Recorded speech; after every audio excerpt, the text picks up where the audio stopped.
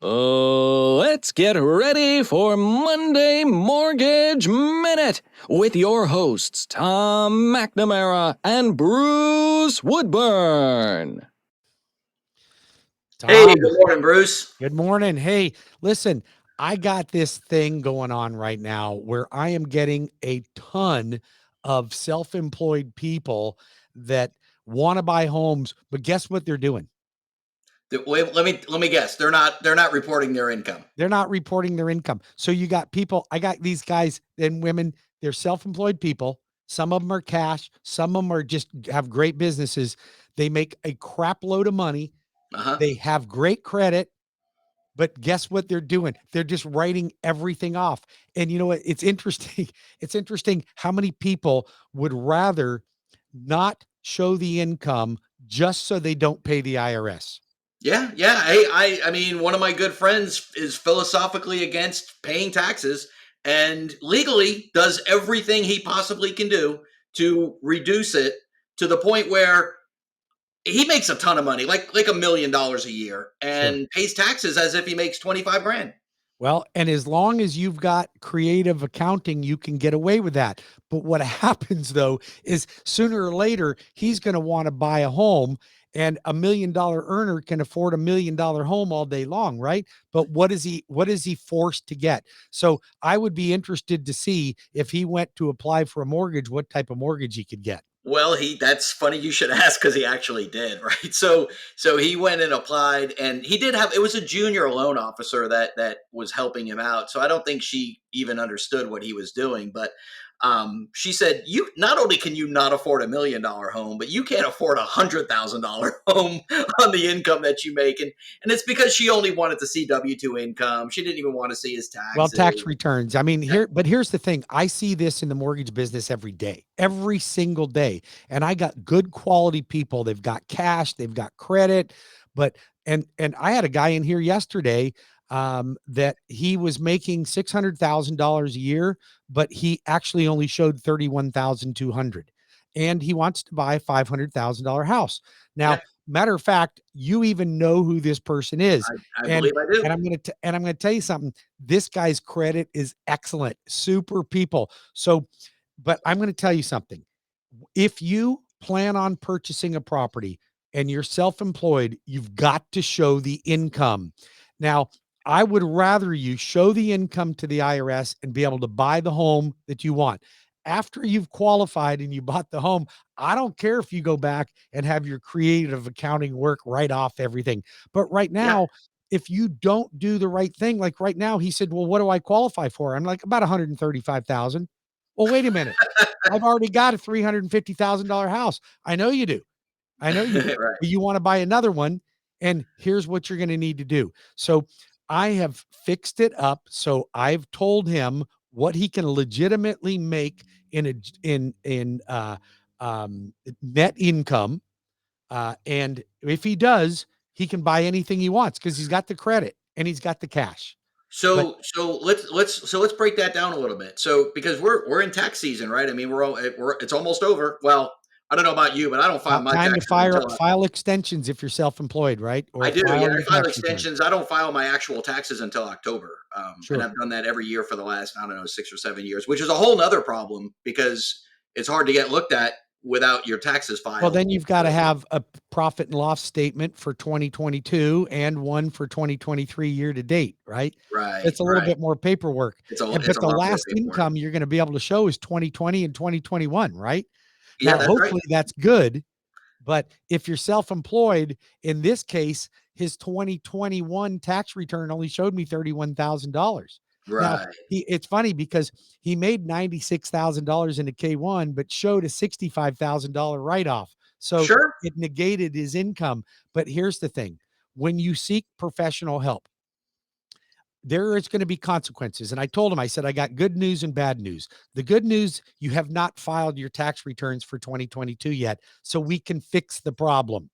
The bad news is if you show me the amount of money that you need to qualify for the house you want, you're going to pay about 25 to 30,000 in taxes, but you can get what you want. Are you willing to do that? And he said, yes, I'm willing to do that. So Okay. it's going to fix the problem, but you have to choose your path. And some self-employed people, man, their principals are out there like, I'm not paying Uncle Sam that kind of money. Well, it's funny you bring that up because I've got a good friend that's a tattoo artist, right? And makes a lot of cash money. It's legit cash money, and Sure. just flat doesn't report it. It's not even writing off stuff. It's literally not reporting it because what are they Sure. going to know, right? It's cash. And so he wanted to buy a house and couldn't qualify at all. Right, this was years ago, probably 10 years ago, but he couldn't qualify at all. And so his mortgage guy said, "Hey, you're going to have to report taxes for 2 years, right, in order to be able to qualify for the house." So he did. He went back and amended one return, Sure.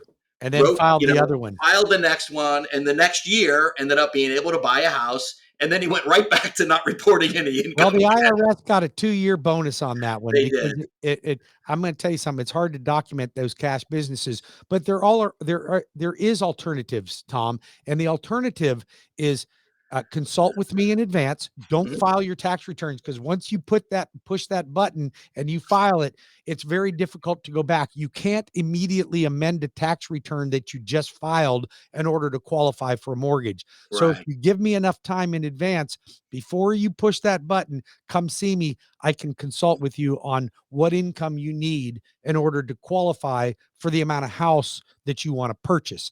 Now, there's other alternatives. So maybe you're still sitting on the side of the fence, like your friend that says, I ain't paying no IRS. Okay. Mhm. I have the legitimate write offs and I'm not going to pay them. That's fine. I have bank statement programs. Now, you are going to pay a higher interest rate. You're going to pay more in points, but you can still get a home. What I'll do, Tom, is I'll look at the last 12 months business bank statements. Mhm. I'll add them all up, provided they're not declining. I'll add them all up and I'll use 50% of that as income. So if you're making 25, say 25 or $50,000 a month gross through the business, I'll use $25,000 a month in income from that. So Gotcha. there is alternatives if you just don't want to pay the IRS or you have, and it may not be not wanting to pay them, you have legitimate write-offs for it. Yeah. So I think you have two different sets of people, right? You have people that have legitimate like tons and tons of write-offs and depreciation on real estate assets and those kind of things, where they just make a lot of money and pay very little in tax. And then you have the people that are just like, hey, I just don't feel like reporting it, right? But they end up with the same solution. The solution is pay some taxes. well, and that is very true. If you have alternatives, you have options.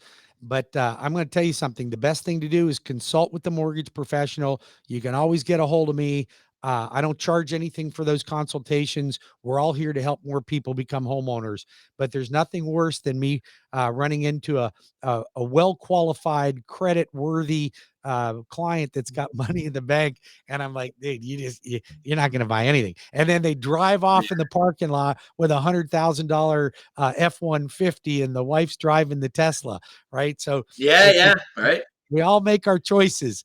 Hey, listen, um, if next week I want to talk about non-traditional credit because some of you folks out there don't have any credit. You just don't have any credit, but you still want to buy a home. And there's been some changes to Fannie Mae on Fannie Mae guidelines that are going to allow you to fit into a window. So next week, I want to make sure that we cover that because there's a big segment of the market that wants to buy. Also, there's been some changes, and we mentioned this about Governor DeSantis infusing down payment assistance and hometown heroes. So I want to cover some updates on that as well for you.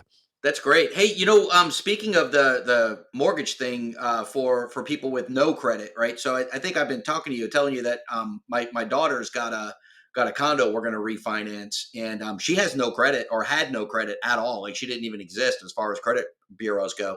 And I learned a little trick. I went ahead and threw her on my Amex card, right, as an Good, authorized user. good. And about a month and a half later, she's got a 730 credit score. Fantastic. Do one more thing. Add her to one more card so she's got 2 forms of credit. I actually had her go get her own. Perfect. So she's got her own. It's a $300 card, but I told her not to run more than 30 bucks on it. That's it. Now, one more thing though, I would suggest that you put on one more of your credit cards so that she's got more depth of credit, because with all the changes with Fannie Mae and with HUD, they are truly eliminating people that don't have the depth of credit. I had a client the other day that had a 734 credit score with 5% down, with money in the bank and reserves, and we really struggled with getting an approved eligible. So it Wow. was reading depth of credit. So depth of credit is important. We'll cover all that next week, man. Have a great week. Sounds great, man. Catch you later. See ya.